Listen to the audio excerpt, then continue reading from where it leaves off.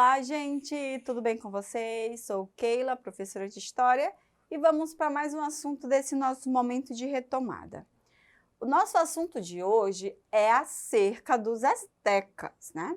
Essa civilização pré-colombiana, que assim como os incas, os maias, os tupis aqui no Brasil, eram populações, né, que existiam, que tinham as suas dinâmicas próprias, suas organizações antes então da chegada dos europeus, né? E porque a gente sempre fala, né, desses povos, principalmente dessas três civilizações. Porque quando se fala de indígenas, né, na América, a gente sempre associa muito aquele indígena que mora em aldeias, né, que anda com aquelas roupas feitas do que se pode achar da natureza, que usa arco e flecha, que mora em malocas. E essas sociedades pré-colombianas, né, principalmente aqui as que se tem conhecimento, os maias, os astecas e os incas, são sociedades extremamente desenvolvidas, né, com organizações complexas, né, se comparadas a outras civilizações do mesmo período. Né? Em alguns quesitos, critérios, elas são muito mais envolvidas do que algumas civilizações europeias, como se fala. Né? Então, é muito importante a gente reconhecer a riqueza cultural, né? A riqueza também econômica, administrativa dessa população que é completamente dizimada, apagada, quando se chega, então, o colonizador, né? O colonizador europeu, espanhol, português, né? Nessa região da América, ok, pessoal? Então, hoje nós vamos falar, então, dos astecas, né?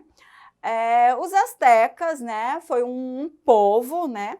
Um povo que se formou onde hoje nós conhecemos como o atual, né, México, precisamente lá no México, onde, né, que se tem aí a formação desse império. E é muito importante destacar que os astecas, né, eles conviveram com outros povos. A variação cultural e diversa de povos era muito grande, né? Então, os astecas, eles tiveram influência de vários povos que existiram antes deles, como os olmecas, né? E eles foram aí tendo alguns contatos culturais. E uma coisa muito interessante também para a formação dos astecas é que eles foram um povo muito guerreiro, eles foram conquistando outros povos, né? Dentro aí dos relatos históricos, dos relatos aí dos próprios astecas, né, que historiadores conseguiram fazer a tradução, eles tinham uma espécie de profecia que diziam que eles eram o povo escolhido, né, que devia governar sobre os outros, e de fato foi isso que aconteceu. O Império Azteca ele foi conquistando os outros povos, e esses povos eles acabaram pagando tributos, né, e esse império ele se expandiu, né, a uma extensão, como a gente pode ver no nosso mapa, muito grande dentro aí desse contexto da América Central, tá bom, pessoal? Então, né, os astecas, eles estabeleceram-se onde hoje é a cidade do México, né, às margens do lago Texcoco, né? Só que aí esse lago, ele não existe mais, ele foi soterrado, mas de fato, tá bom, pessoal, ele existiu. Em meados do século XIV, em 1325, né, quando foi fundada, então, a capital do Império, chamada de Tenochtitlan, tá? Essa famosa capital aí que se tornou muito grande e muito bem administrada. Então, aí, pessoal, a gente tem, né, uma representação dessa capital dos astecas, né, e como se dava, né, toda essa dinâmica, como se tinha essa engenharia muito desenvolvida para a época, né? É interessante que eles não tinham uso dos animais, né? Eles não faziam uso dos animais, tanto que quando chega o espanhol usando o cavalo, eles se assustam, né? Mas aí isso é um assunto para um próximo momento, quando a gente for falar de fato aí do momento do confronto, do encontro, né? Que no momento foi só um encontro, depois a gente vai mesmo o confronto para o massacre, tá? Mas aí a gente tem, né, a Tenochtitlan, né, que é essa capital dos astecas, né, uma cidade que é construída, que mostra, então, aí todo esse poder de organização, né, de como essa civilização é uma civilização grandiosa, então, nesse período pré-colombiano, tá bom, pessoal? Então, assim, né, questões aí sobre essa civilização. Eles viviam na região que correspondia ao México, como a gente disse, tinham uma organização rígida, né, extremamente estratificada, com um imperador, que era considerado, então, uma semidivindade, o chefe do exército, né, um semideus. Assim também não difere muito de outras civilizações, né? Era um povo guerreiro que viveu seu apogeu nos séculos, então, 15 e 16. No entanto, não se descuidaram da agricultura. Desse modo, desenvolveram um cultivo através de plataformas a fim de aproveitar ao máximo o espaço de terra agricultáveis, né?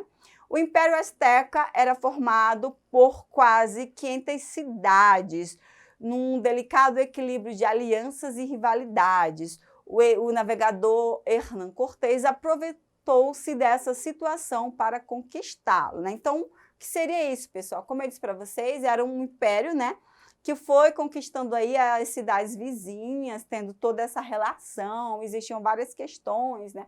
A questão do tributo, do exército, né? Das formas de ligação. Como a gente viu também, como era um povo que ia conquistando, esse império também tinha rivalidades, e essas rivalidades também, ela foi usada no período de conquista por Hernán Cortés, né, que é o espanhol. Ele aproveitou, então, esses inimigos, né, para fazer alianças, tá? Então, a gente tem aí um império, né, que vai se expandendo, mas também tem essas rivalidades, ok, pessoal? E aí, só para a gente ver as camadas sociais, então, dos astecas, né? O imperador, que a gente vai ter esse imperador, né, que vai ser eleito aí pela aristocracia militar, né? Vai representar essa divindade, o grande comerciante, o artesão, né? O camponês, o sacerdote, os altos funcionários, e também, pessoal, a gente vai ter uma questão muito importante aqui com os astecas, que é a questão do guerreiro, né? Jaguar, os guerreiros aí que vão ter peles de animais, né? Vai ter, como eu disse para vocês, era um povo muito guerreiro, então eles vão ter essa questão muito forte, né? E esse caráter militar, ele exigia muito também dos homens que participavam, né? A gente tem alguns filmes que mostram também todas essas questões características, tá bom? Dessa civilização, né? Então, a gente vê aí que é uma civilização, né, que tem essas camadas bem desenvolvidas, né? E claro, como a gente sempre vê quando fala de classes sociais, né, a maior parte, então, aí são os camponeses, né? E aí trabalhavam nessas aldeias e pagavam, então, esses impostos, tá? Só para a gente ver, né, a nossa pirâmide social, como a gente sempre tem, né? A maior parte, então, a gente tem a população, e lá no topo a gente tem a nobreza, né? Aí a gente tem os comerciantes que tem o nome aí azteca, né? Pochtecas, né? Os artesãos camponeses. Aí lá no finalzinho a gente tem um escravo, e o escravo aqui, pessoal, ele difere um pouco dessa escravidão que a gente é acostumado, né? Sempre mencionando na história, porque aqui é a escravidão, então, do modo asiático, né? Então, aqui é a escravidão que a gente relaciona, é aquela escravidão, então, por dívida, né, o prisioneiro de guerra, e esses prisioneiros, eles eram utilizados principalmente para rituais religiosos que a gente vai ver daqui a pouco, tá bom? Pessoal, uma coisa muito interessante também dos astecas são as chinampas que eles vão construir, né? Eles vão, para superar essas dificuldades de plantio, então eles vão criar essas chinampas, né, que são questões assim que eles vão fazer cultivos, né? Eles vão criar como se fossem balsas, né, artificiais para fazer essa plantação. Muito interessante. Vamos ler aqui as informações, né? O nosso texto diz assim: os astecas superaram as dificuldades de plantio da região com um sistema chamado de chinampas. Sobre esse lago, os astecas demarcavam canteiros determinados por estacas fixadas no fundo do lago. No interior dos canteiros, eles depositavam camada de lama suficiente, adubadas, e nelas praticavam cultivo de vários produtos, né? Então, são assim plantações, né, onde eles fazem canteiros dentro do lago, né, para se ter essa prática da agricultura. Então, é muito interessante essas terras artificiais que eles criam, né, chamadas então aí de chinampas, ok, pessoal? Atividades econômicas, a gente vai ter, né, esses pagamentos de tributos, como eu falei para vocês, no Império Grande, agricultura relacionada às chinampas, a plantação aí de milho, pimenta, abóbora, cacau, né, a gente vai ter o chocolate, a gente tem o escambo, né, através do comércio, essa troca, o artesanato. Além da agricultura, a gente vai ter a caça, a pesca, a confecção de objetos artesanais também, né? E a economia ela vai se basear na troca, porém, né, a semente de cacau era usada como espécie de moeda, né? O cacau tinha um grande valor e também os astecas eram uma civilização muito rica, tinha muito ouro, né? Só que o ouro não tinha o valor que tem para a gente, que foi o que os espanhóis aí viram, né? Os olhos brilharam quando viram então aí o ouro, que era o que eles queriam, né? Então, os astecas tinham, então, essa prática aí de utilizar muito o cacau, tá bom, pessoal? Com relação à religião, né, politeísmo, a crença de vários deuses, a gente tem aqui o sacrifício humano, tá, pessoal? Em rituais, aí, principalmente, aí, como eu falei para vocês, os escravos, tá? Tem toda essa explicação, porque, segundo eles, aí um deus se sacrificou para que surgisse a terra, então eles precisariam se sacrificar também para o Deus, né? A gente tem a questão política, esse poder militarizado, né, centralizado na figura do imperador. A gente tem os clãs, os caipuli, né, que são laços de parentesco. Então, uma sociedade muito bem organizada, tá bom, pessoal? Religião, como eu falei para vocês, né, vários deuses. Arquitetura, construção de pirâmides, né, como a gente tem até hoje. Astronomia, calendários muito precisos, calendários aí do Sol, da Lua.